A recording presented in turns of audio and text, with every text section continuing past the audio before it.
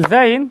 आज हम लोग स्टडी करेंगे एक्टिव वॉइस को पैसिव वॉइस में चेंज करना। देखिए, सबसे पहले हम लोग समझते हैं कि वॉइस क्या चीज़ होती है। देखिए ध्यान से वॉइस के बारे में समझते हैं। वॉइस का देखा जाए अर्थ अगर, तो वॉइस का मतलब होता है वाच्य। वॉइस का अर्थ होता है वाच्य, और ये होते हैं दो प्रकार के। ठीक, एक होता है आपका एक्टिव वॉइस और एक होता है कौन सा, पैसिव वॉइस होता है। ठीक है, एक होता है एक्टिव वॉइस और एक होता है पैसिव वॉइस। सवाल ये है कि वॉइस की ज़रूरत क्यों है, और दूसरी बात यह है कि इसका इस्तेमाल क्यों किया जाता है। देखिए, ऐसे बहुत सारे सेंटेंसेज हम यूज़ करते हैं, बहुत सारा सेंटेंसेज बोलते हैं जिसमें मुख्यकर्ता का हम जिक्र ही नहीं करते हैं। ठीक, जैसे उदाहरण के तौर पर अगर मैं आपसे कहूँ कि रावण मारा गया, तो यहाँ पे रावण मारा गया में रावण एक्चुअली में ऑब्जेक्ट है, लेकिन रावण को मारा किसने है इसका जिक्र यहाँ पे नहीं किया गया है। तो ऐसा जो सेंटेंस होता है वो होता है डायरेक्ट पैसिव वॉइस। जैसे हज़ारों लोग मारे गए, घर जला दिया गया, ठीक है, या मैं ये कह दूं कि मेरा पर्स चोरी हो गया। अब एक बात बताइएगा, मैं कह रहा हूं कि मेरा पर्स चोरी हो गया, तो क्या इसमें पर्स करता है? पर्स तो करता है नहीं, पर्स ऑब्जेक्ट है। ठीक है, मेरी कलम चोरी हो गई में क्या कलम करता है? करता कौन होता है? जो किसी काम को करता है। तो मैं ये कह रहा हूँ कि मेरी कलम चोरी हो गई, इसका मतलब क्या मेरी कलम यहाँ पे सब्जेक्ट है? क्या ये चोरी करने का काम कर रही है क्या? नहीं, चोरी करने वाला कोई और है और ऑब्जेक्ट कौन है? यह कलम। बात समझ में आ रही है? लेकिन क्या हमने चोरी करने वाले का जिक्र किया यहाँ पे? नहीं किया।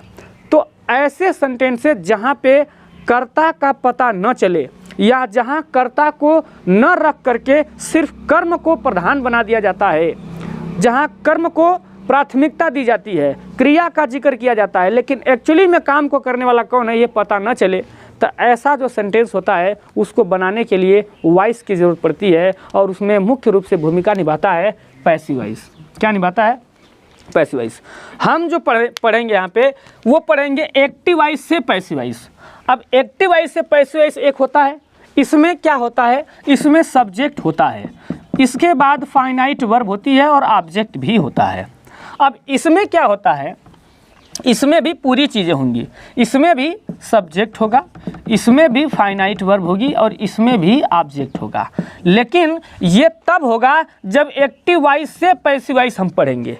ठीक, और एक होता है डायरेक्ट पैसिव वॉइस, एक होता है direct passive voice. Direct passive voice क्या होता है? डायरेक्ट पैसिव वॉइस में सब्जेक्ट नहीं होता, सिर्फ क्या होता है, ऑब्जेक्ट होता है, और ये ऑब्जेक्ट क्या बन जाता है, सब्जेक्ट बन जाता है। हालांकि जब यहाँ एक्टिव वॉइस को आप पैसिव वॉइस में बनाएंगे तो ये क्या होगा कि यहाँ पे जो सब्जेक्ट और ये फाइनाइट वर्ब और जो ऑब्जेक्ट रखा गया है वो इस तरह से सेम टू सेम नहीं आएगा। यहाँ पे ऑब्जेक्ट इधर आके सब्जेक्ट का काम करेगा, और यहाँ का जो सब्जेक्ट है इधर ऑब्जेक्ट के रूप में आ जाएगा, और यहाँ पे जो फाइनाइट वर्ब है ये भी चेंज हो जाएगी, इसके रूप में परिवर्तन हो जाएगा। ये कैसे होता है और उसके क्या नियम कानून होते हैं उसको हम लोग एक एक करके समझेंगे, स्टेप बाय स्टेप। ठीक, तो सबसे पहले तो हम लोग ये समझ लिए कि एक्टिव वॉइस क्या होता है, पैसिव वॉइस क्या होता है, वॉइस क्या होता है। वॉइस का मतलब होता है वाच्य, और यहाँ पे जब हम इसकी बात कर रहे हैं तो इसको देखिएगा, समझिएगा ध्यान से। तो यहाँ पे हम लोग समझते हैं वॉइस दो प्रकार का होता है, एक हो जाएगा एक्टिव वॉइस और एक हो जाएगा क्या, पैसिव वॉइस। एक्टिव वॉइस को हम लोग कहते हैं कर्तृवाच्य, इसको क्या कहते हैं हम लोग, कर्तृवाच्य कहते हैं, और इसको कहते हैं हम लोग कर्मवाच्य। कर्मवाच्य, कर्तृवाच्य इसलिए कहते हैं क्योंकि यहाँ पे सब्जेक्ट जो होता है वो प्रधान होता है, यहाँ पे सब्जेक्ट प्रधान होता है। और कर्मवाच्य इसको इसलिए कहते हैं क्योंकि कर्म का अंग्रेजी क्या होता है, ऑब्जेक्ट होता है, तो यहाँ पे ऑब्जेक्ट क्या होता है, प्रधान होता है। यहाँ पे ऑब्जेक्ट जो होता है वो प्रधान होता है। बात समझ में आ रही है? अब यहाँ पे देखिएगा, यहाँ पे अगर मैं वर्ब की बात करता हूँ तो यहाँ पे इसके जो वर्ब के जो फॉर्म है वो बदलते रहते हैं। वो क्या है, बदलते रहते हैं। यहाँ पे वर्ब के फॉर्म बदलते हैं, लेकिन अगर बात करते हैं पैसिव वॉइस में तो यहाँ पे वर्ब के फॉर्म बदलते नहीं हैं। हमेशा वर्ब की कौन सी फॉर्म का इस्तेमाल किया जाता है, थर्ड फॉर्म का इस्तेमाल किया जाता है। ठीक है, यहाँ पर जो है कि यहाँ पर आपका जो हेल्पिंग वर्ब यूज़ की जाती है वो टेंस वाली यूज़ की जाती है। टेंस वाली हेल्पिंग वर्ब यूज की जाती है यहाँ पे, ठीक है। और यहाँ पे जो हेल्पिंग वर्ब यूज की जाती है, यहाँ पे ये पैसिव वॉइस की अलग से हेल्पिंग वर्ब होती है ना। मतलब कि यहाँ पे टेंस वाली ही हेल्पिंग वर्ब आती है एक्टिव वॉइस में, लेकिन पैसिव वॉइस में यहाँ पे जो हेल्पिंग वर्ब होती है वो टेंस वाली नहीं होती, उससे थोड़ा बिल्कुल ही अलग होती है, ठीक। तो ये चीज़ हो गया, सब्जेक्ट हो गया, वर्ब हो गया, और यहाँ पे आपका हो गया ये जो है कि हेल्पिंग वर्ब। और बात कर लेते हैं यहाँ पे सेंटेंस के बारे में। किसके बारे में? सेंटेंस के बारे में। तो इसमें सभी सेंटेंस आ सकते हैं, लेकिन पैसिव वॉइस में सभी सेंटेंस जाएंगे नहीं, ठीक है। क्योंकि जितने भी सेंटेंस यहाँ पे एक्टिव वॉइस में आएंगे तो जाहिर सी बात है कि एक्टिव वॉइस का मतलब क्या हो गया, यहाँ पे आप देख सकते हैं टेंस। एक्टिव वॉइस का मतलब क्या हो गया? टेंस। लेकिन पैसिव वॉइस में सारे टेंस तो बनेंगे नहीं, सारे सेंटेंस बनेंगे नहीं। तो यहाँ पे हमारे पास सेंटेंस तो होते हैं 5, लेकिन यहाँ पे सेंटेंस जो होंगे, यहाँ पे जो सेंटेंस होंगे वो होंगे सिर्फ 3। कौन कौन सेंटेंस होंगे? एक तो हो जाएगा हमारे पास असर्टिव सेंटेंस, एक हो जाएगा हमारे पास इंट्रोगेटिव सेंटेंस, और एक हो जाएगा हमारे पास कौन सा सेंटेंस? Imperative sentence. और इसके अलावा कुछ अन्य चीज़ें भी आपको देखने को मिलेंगी, जैसे अपवादित चीज़ें, है ना। कुछ स्पेशल टाइप का पैसिव वॉइस जो होगा, यहाँ पे कुछ स्पेशल टाइप का पैसिव वॉइस जो होगा ये भी हम पढ़ेंगे आगे चल करके, ठीक। लेकिन यहाँ पे जो सेंटेंस हैं वो 5 होंगे। कौन कौन से होंगे वो मैं यहाँ पे लिख दे रहा हूँ। एक तो आप जानते हैं कि असर्टिव सेंटेंस होता है, उसके बाद आपको पता है इंट्रोगेटिव सेंटेंस होता है, उसके बाद इंपरेटिव सेंटेंस होता है, उसके बाद यहाँ पे जो है एक्सक्लेमेटरी सेंटेंस होता है, उसके बाद ऑप्टेटिव सेंटेंस होता है। तो इन दोनों का यहाँ पे जो है कि इधर नहीं बनता है, इसमें जब जाएंगे तो इन दोनों का जो है कि नहीं बनता है, ठीक है। यहाँ पे पैसिव वॉइस में इन दोनों का नहीं बनता है, बाकी इसका बनता है, इसका बनता है, इसका बनता है। किसमें? इसमें। बात क्लियर है? अब बात कर लेते हैं टेंस की। तो यहाँ पर देखिएगा टेंस जो होते हैं वो टोटल होते हैं कितने? 12। टेंस टोटल कितने होते हैं? 12। इन टोटल 12 टेंस में से यहाँ पे पैसिव वॉइस में जो टेंस हो जाएंगे, इसमें टोटल बनते हैं सिर्फ 8 के। कितने के? 8 के बनते हैं। मतलब रूल्स की अगर बात करते हैं, जो सामान्य नियम है, उस सामान्य नियम के तहत सिर्फ 8 टेंस का ही एक्टिव वॉइस से पैसिव वॉइस में परिवर्तन होता है, सभी का नहीं होता, है ना। हालांकि बाकी कुछ जो सेंटेंस हैं उनको भी बदलने के रूल हैं, जिनको नहीं चेंज किया जा सकता है उनको भी चेंज करने के रूल हैं। लेकिन यहाँ पे फ़िलहाल हमें अपने सिलेबस के अकॉर्डिंग हम सिर्फ स्पेशल जो है कि स्पेशली जो है कि यहाँ पे उन्हीं चीज़ों के बारे में पढ़ेंगे जो हमारे सिलेबस में है। तो हमें पढ़ना क्या है? यहाँ पे 3 sentence, assertive sentence, interrogative sentence, imperative sentence, इसका पैसिव वॉइस में किस प्रकार से परिवर्तन होगा। और यहाँ पे जो टेंस हो जाएंगे, आपको पता है कि टेंस जो होते हैं, टेंस जो होते हैं वो टोटल होते कितने हैं? 3 प्रकार के। एक होता है प्रेजेंट टेंस, एक होता है कौन सा टेंस? पास्ट टेंस, और एक हो जाएगा कौन सा टेंस? यहाँ पे फ्यूचर टेंस, ठीक। तो ये 4 भाग इनके भी तो होते हैं। बताइए सभी के क्या होते हैं? 4 भाग होते हैं। कौन कौन से 4 भाग होते हैं? यहाँ पे देख लीजिए, 4 भाग कौन कौन से होते हैं। एक तो होता है आपका इंडिफिनिट, उसके बाद होता है कंटिन्यूअस, उसके बाद होता है परफेक्ट, और होता है यहाँ पे परफेक्ट कंटिन्यूअस। तो 4 हो गए। तो 4 इसका, 4 इसका, 4 इसका, तो टोटल हो गए 12। लेकिन 12 का बनता नहीं है, ठीक। 12 का बनता नहीं है, तो किस किस का बनता है और किस किस का नहीं बनता है, इसके बारे में हम लोग जानेंगे। लेकिन आगे जाने से पहले सबसे पहले तो इतना आप देख लीजिए और समझ लीजिए। पहली चीज़, एक्टिव वॉइस में कर्ता प्रधान होता है, इसमें वर्ब की फॉर्म बदलती रहती है, और जहाँ पे हेल्पिंग वर्ब जो होती है टेंस वाली ही इस्तेमाल की जाती है। पैसिव वॉइस में कर्म प्रधान होता है, और यहाँ पे वर्ब हमेशा थर्ड फॉर्म यूज की जाती है। इसकी हेल्पिंग वर्ब स्पेशल होती है, जो पैसिव वॉइस में हमको याद करना पड़ेगा। उसके बाद बात करते हैं सेंटेंस की। तो टोटल यहाँ पे सेंटेंस होते हैं 5, लेकिन इस 5 सेंटेंस में से सिर्फ 3 सेंटेंस का एक्टिव वॉइस से पैसिव वॉइस में परिवर्तन होता है। एक असर्टिव सेंटेंस, इंट्रोगेटिव सेंटेंस और इंपरेटिव सेंटेंस। टेंस की बात कर रहे थे, करते हैं तो टोटल हो जाएंगे 12 टेंस, और इन 12 टेंस में से केवल 8 का पैसिव वॉइस में परिवर्तन होगा। इसके अलावा आता है मॉडल वर्ब। इसके अलावा क्या आता है सर? इसके अलावा आता है मॉडल वर्ब। तो मॉडल वर्ब का भी पैसिव वॉइस बनेगा यहाँ पे। तो क्या होगा उसका हेल्पिंग वर्ब? जैसे कैन है तो कैन का क्या हो जाएगा पैसिव वॉइस में, ये हम अभी देखेंगे आगे चल के। जैसे कि कैन का कैन भी होता है। जितने भी मॉडल वर्ब होते हैं उस मॉडल वर्ब में सिर्फ बी जोड़ देते हैं तो पैसिव वॉइस की हेल्पिंग वर्ब बन जाती है। तो ये चीज़ें हैं, इसको आप देख लीजिए, नोट कर लीजिए। उसके बाद हम आगे चलते हैं और बताते हैं कि कौन कौन से टेंस हैं और उस टेंस की क्या हेल्पिंग वर्ब होगी और उसके क्या फॉर्म होंगे और उसको कैसे बदला जाएगा। ठीक है, पहले हम लोग फ्रेमिंग कर लेते हैं, उसके बाद फार्मूला देखेंगे और बदलना सीखेंगे। ठीक है, पहले इतना कर लें जल्दी से फटाक से।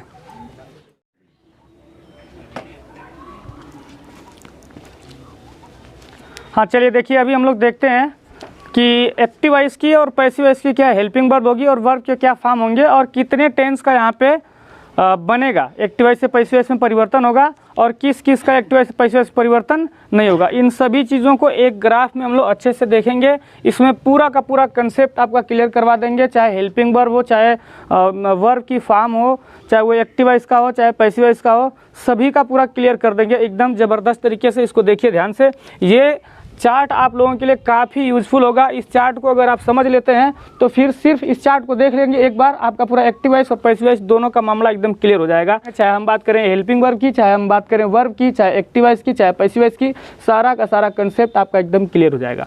देखना ध्यान से। देखिए, अगर बात करते हैं प्रेजेंट टेंस, पास्ट टेंस और यहाँ पे फ्यूचर टेंस, 3 टेंस होते हैं और तीनों के 4-4 भाग होते हैं। जैसे इंडेफिनिट होता है, कॉन्टिन्यूअस होता है, परफेक्ट होता है और परफेक्ट कॉन्टिन्यूअस होता है। ठीक, तो यहाँ पे हम लोग सभी चीज़ों को अच्छे समझते हैं। देखिए, यहाँ पे एक्टिव वॉइस के बारे में पूरा रहेगा इस साइड में और यहाँ पे इस साइड में पैसिव वॉइस के बारे में रहेगा। ठीक, तो देखिए ध्यान से समझते हैं एक एक चीज़ों को।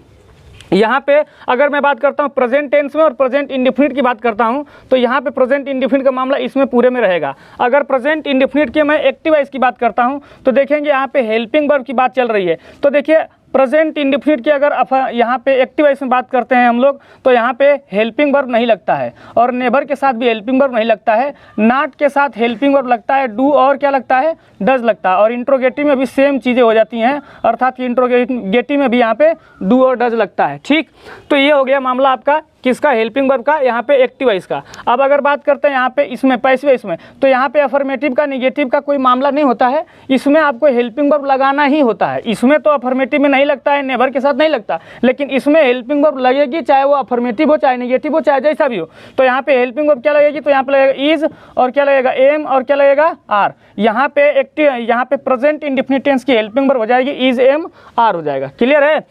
अब बात कर लेते हैं यहाँ पे प्रेजेंट इंडेफिनिट टेंस के यहाँ पे वर्ब के बारे में। तो देखिए, वर्ब में एस एस वाला फॉर्म इस्तेमाल होता है और वर्ब की फर्स्ट फॉर्म का भी इस्तेमाल होता है। तो यह यूज होता है सिंगुलर सब्जेक्ट के साथ में और यह यूज होता है प्लूरल सब्जेक्ट के साथ में। और अब यहाँ पे जो नेवर की बात करते हैं तो नेवर में भी यहाँ पे सेम चीज़ें कॉपी हो जाती हैं। और बात करते हैं नॉट की तो यहाँ पे देखिएगा वर्ब की यूज होती है फर्स्ट फॉर्म, और अगर इंट्रोगेटिव में बात करते हैं तो इंट्रोगेटिव में कॉपी हो जाता है, अर्थात कि इंट्रोगेटिव में वर्ब की फर्स्ट फॉर्म का इस्तेमाल किया जाता है। अब इसमें आएंगे तो इसमें आपका अफर्मेटिव नेगेटिव का कोई मामला होता नहीं है, यहाँ पे हमेशा क्या लग जाती है, वर्ब की थर्ड फॉर्म लग जाती है। क्लियर है। अब बात करते हैं हम लोग किसके, पास्ट के इंडेफिनिट की बात करते हैं। तो पास्ट इंडेफिनिट में क्या होता है कि पास्ट इंडेफिनिट में भी हेल्पिंग वर्ब नहीं लगता है, और पास्ट इंडेफिनिट की अगर नेवर की बात करते हैं तो यहाँ पे भी हेल्पिंग वर्ब नहीं लगता है, लेकिन अगर नॉट आता है तो हेल्पिंग वर्ब लगता है जिसका नाम है डिड, और इंट्रोगेटिव में भी क्या लगता है, तो इंट्रोगेटिव में भी डिड लगता है। अगर बात करते हैं यहाँ पे, ये तो एक्टिव वॉइस का है। अगर पैसिव वॉइस की बात करते हैं कि पास्ट इंडेफिनिट के पैसिव वॉइस में हेल्पिंग वर्ब क्या लगेगा, तो यहाँ पे हो जाएगा वाज और क्या हो जाएगा, वर हो जाएगा। ठीक है, वाज और वर हो जाएगा यहाँ पे। अगर बात करते हैं यहाँ पे वर्ब की तो देखिएगा अफर्मेटिव में वर्ब की सेकेंड फॉर्म लगती है, नेवर के साथ वर्ब की सेकेंड फॉर्म लगती है, नॉट में वर्ब की फर्स्ट फॉर्म, और यहाँ पे इंट्रोगेटिव में वर्ब की फर्स्ट फॉर्म लगती है। इसमें अगर आएंगे यहाँ पे जो है कि तो इसमें हमेशा वर्ब की कौन सी फॉर्म लगेगी, थर्ड फॉर्म लगेगी, अर्थात कि पैसिव वॉइस में वर्ब की कौन सी फॉर्म लगेगी, थर्ड फॉर्म लगेगी। ठीक, अब बात करते हैं फ्यूचर टेंस की हेल्पिंग वर्ब क्या होगी यहाँ पे एक्टिव वॉइस में। तो यहाँ पे एक्टिव वॉइस में हेल्पिंग वर्ब होती है विल और क्या होती है, शैल। यहाँ पे अफर्मेटिव नेगेटिव का कोई लोचा नहीं होता है फ्यूचर के इंडेफिनिट की, तो यहाँ पे विल शैल हो जाता है। और यहाँ पे वर्ब की कौन सी फॉर्म लगती है, नीचे एक्टिव वॉइस में वर्ब की कौन सी फॉर्म लगती है, तो वर्ब की फर्स्ट फॉर्म लगती है। पैसिव वॉइस में अगर चलेंगे तो फ्यूचर का पैसिव वॉइस अगर बात करते हैं, फ्यूचर इंडेफिनिट के पैसिव वॉइस में आएंगे तो इसकी हेल्पिंग वर्ब होती है विल बी और क्या हो जाएगी यहाँ पे जो है कि शैल बी हो जाएगी, और यहाँ पे वर्ब की थर्ड फॉर्म का इस्तेमाल किया जाएगा। बात पूरी तरह से क्लियर है।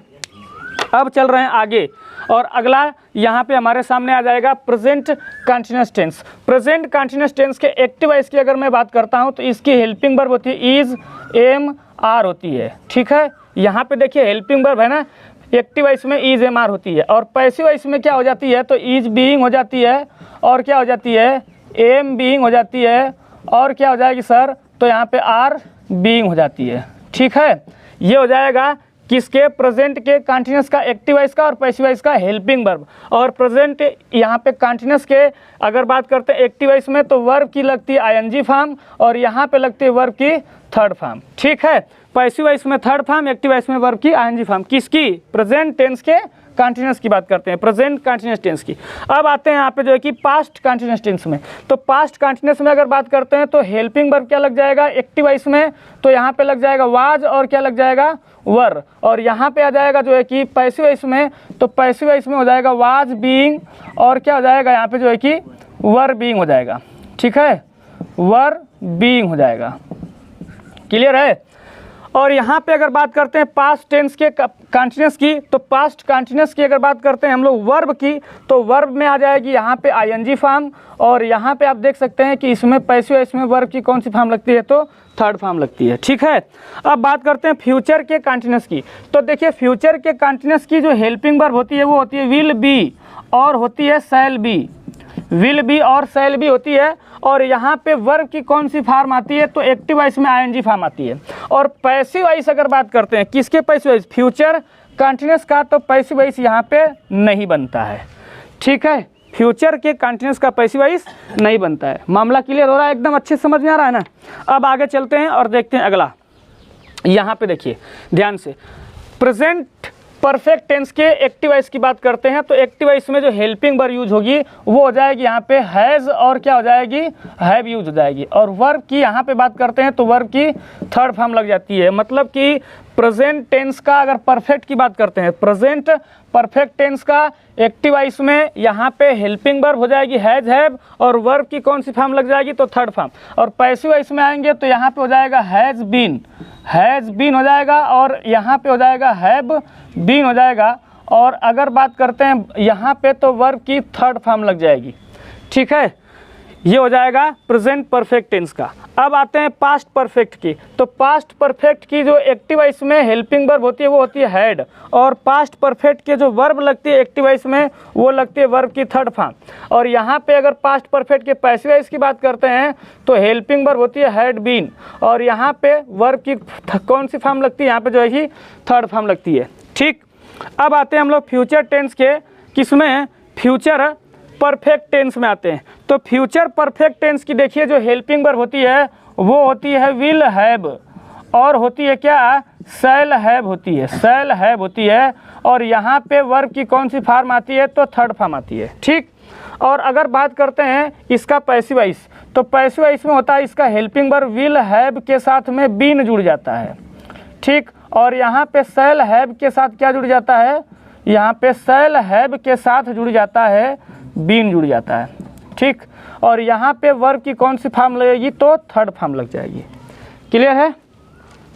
ये हेल्पिंग वर्ब का पूरा इधर चल रहा है और ये वर्ब का चल रहा है इधर एक्टिव वॉइस है तो पैसिव वॉइस है, फिर ये एक्टिव वॉइस है उसका पैसिव वॉइस है, ये एक्टिव वॉइस हो गया इसका पैसिव वॉइस हो गया। इस प्रकार से ग्राफ को पहले देख लीजिए कि आपको याद करना कैसे, देखना कैसे, ये ग्राफ समझ में आना चाहिए तभी याद कर पाएंगे। एक ही बार में देखेंगे और आपको याद आ जाएगा सारी चीज़ें।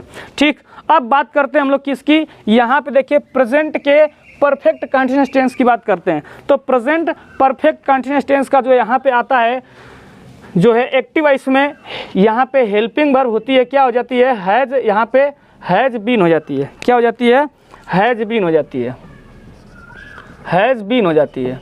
ठीक, हैज़ बीन हो जाती है और हो जाती है हैव बीन हो जाती है, हैव बीन। और इसका पैसिव वॉइस जो है कि नहीं बनता है। यहाँ पे वर्ब की लगती है आईएनजी फॉर्म और प्लस इसके साथ में दिया रहता है सिंस या दिया रहता है फार या आप कह लें तो इसमें क्या दिया रहता है टाइम दिया रहता है और इसका पैसिव वॉइस नहीं बनता है। ठीक है, क्लियर है। तो ये हो गया आपका किसका, प्रेजेंट परफेक्ट कंटीन्यूअस टेंस का पैसिव वॉइस में परिवर्तन नहीं होता है। एक्टिव वॉइस का हेल्पिंग वर्ब आपके सामने यहाँ पे रख दिया गया है। अब बात करते हैं पास्ट की, तो पास्ट का परफेक्ट टेंस की क्या हो जाएगी, हेल्पिंग वर्ब तो हो जाएगी हैड बीन हो जाएगी, हैड बीन हो जाएगी। और वर्ब की कौन सी फॉर्म लगेगी, तो यहाँ पे वर्ब की आईएनजी फॉर्म लग जाएगी। अगर वर्ब की बात करते हैं तो यहाँ पे वर्ब की कौन सी फॉर्म लग जाएगी, आईएनजी फॉर्म, और इसके साथ में सिंस या दिया रहेगा, या तो क्या दिया रहेगा, फॉर दिया रहेगा, मतलब कि यहाँ भी टाइम दिया रहेगा। इसका भी पैसिव वॉइस नहीं बनता है। ठीक, अब बात कर लेते हैं किसकी, बात करते हैं फ्यूचर परफेक्ट कंटीन्यूअस टेंस की। तो देखिए फ्यूचर परफेक्ट कंटीन्यूअस टेंस की हेल्पिंग वर्ब होती है क्या चीज़, तो यहाँ पे मैं लिख देता हूँ कि फ्यूचर परफेक्ट कंटीन्यूअस टेंस की हेल्पिंग वर्ब क्या हो जाएगी, तो हो जाएगा विल हैव बीन, और क्या हो जाएगा यहाँ पे शैल हैव बीन हो जाएगा, शैल हैव बीन हो जाएगा। और यहाँ पे वर्ब की आईएनजी फॉर्म लगेगा, प्लस यहाँ पे सिंस या क्या दिया रहेगा, फॉर दिया रहेगा, अर्थात कि इसमें भी टाइम आएगी और इसका भी पैसिव वॉइस नहीं बनेगा। मामला क्लियर है? तो आप देख सकते हैं कि किस किस का पैसिव वॉइस बनता है और किस किस का पैसिव वॉइस नहीं बनता है। अब देख लीजिए यहाँ पे फ्यूचर के कंटीन्यूअस का, देखिए फ्यूचर के कंटीन्यूअस का यहाँ पे पैसिव वॉइस नहीं बनता, एक यहाँ पे हो गया। अब आएंगे फ्यूचर, इधर से देख लीजिए प्रेजेंट से देख लीजिए, प्रेजेंट के परफेक्ट कंटीन्यूअस का पैसिव वॉइस नहीं बनता, पास्ट के परफेक्ट कंटीन्यूअस का पैसिव वॉइस नहीं बनता, और फ्यूचर के परफेक्ट कंटीन्यूअस टेंस का पैसिव वॉइस नहीं बनता है। तो इस तरह से टोटल 4 टेंस हो जाएंगे जिनका पैसिव वॉइस नहीं बनता है, और टोटल हैं कितने, ये 12 ना। तो ये 12 हैं, इसमें से 4 का नहीं बनता है, और मैंने बताया था कि 8 का सामान्य जो नियम है उस जनरली रूल के अनुसार 8 का एक्टिव वॉइस से पैसिव वॉइस में परिवर्तन होता है, 8 का, और बाकी 4 का नहीं होता। तो किन चारों का नहीं होता, यहाँ पे कट का निशान बना दिया गया है। ये ग्राफ आप देख लीजिए अच्छे से, ये आप एकदम क्लियर कर लीजिएगा, ठीक है। यहाँ पे कोई दिक्कत किसी को नहीं होना चाहिए, है कोई दिक्कत, इसको फटाक से देख लीजिए, कर लीजिए।